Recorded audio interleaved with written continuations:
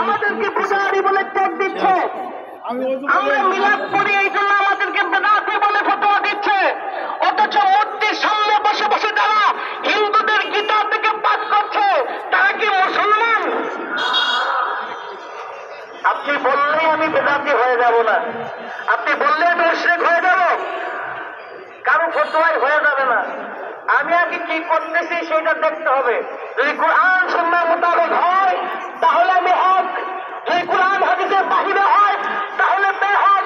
আমি আপনাদের কাছে প্রশ্ন করতে চাই, এই জাতির ভাইয়েরা, আমরা কি হকের উপরে প্রতিষ্ঠিত আছি? সবাই একসাথে বলেন, আমরা কি হকের উপরে প্রতিষ্ঠিত আছি? আল্লাহ কবুল করুক, সকলে বলেন আমিন। মনে রাখবেন, আজকে যারা আল্লাহর ওলিদের বিরোধিতা করে, আল্লাহর ওলিদেরকে বিভিন্নভাবে তিরস্কার করে, তারাই এখন নিন্দিত হচ্ছে, তিরস্কৃত হচ্ছে। কথা বলেন ঠিক কিনা?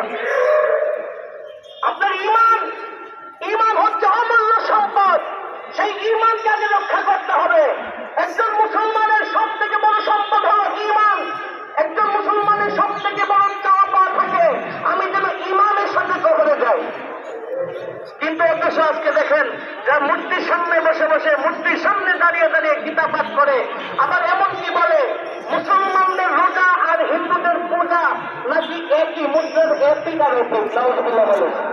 আল্লাহ কোরআনে বলেছে, ইয়া আইয়ুহাল্লাযীনা আমানু কুতিবা আলাইকুমুস সিয়াম কামা কুতিবা আলাল লাযীনা মিন ক্বাবলিকুম লাআল্লাকুম তাত্তাকুন। আল্লাহ আমাদের মুসলমানদের উপরে রোজাকে ফরজ করেছেন।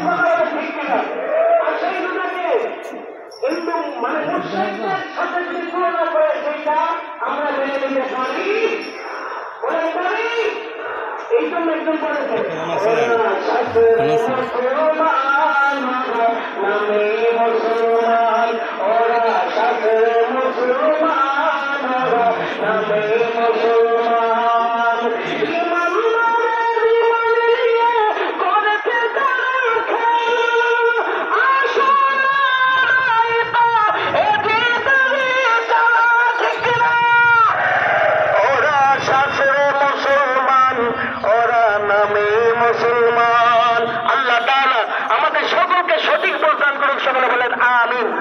এখন আপনাদের সামনে গুরুত্বপূর্ণ মূল্যবান আলোচনা পেশ করবেন মুস্তাফিজ উলামা জনাব হযরত মাওলানা মুফতি আবুল কাসেম জিহাদি সাহেব।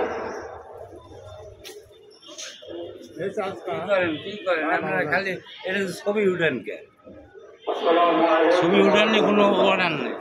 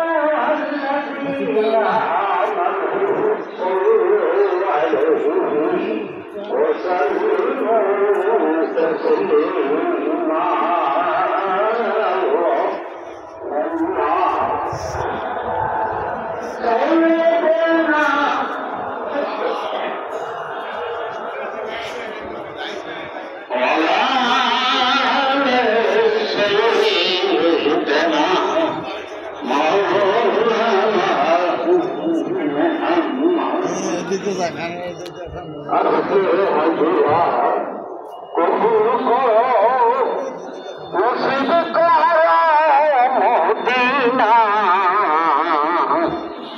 আমার কিছুতে না দেখাইয়া কবরের ডাক দিও না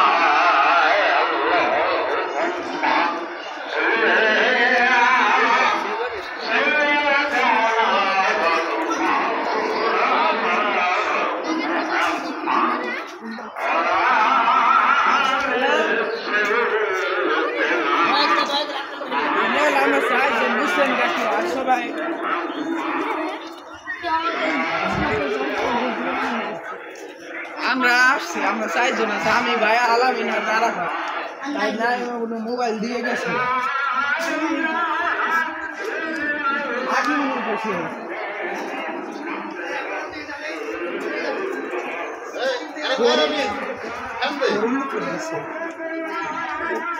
পুরা হরিণের অনেক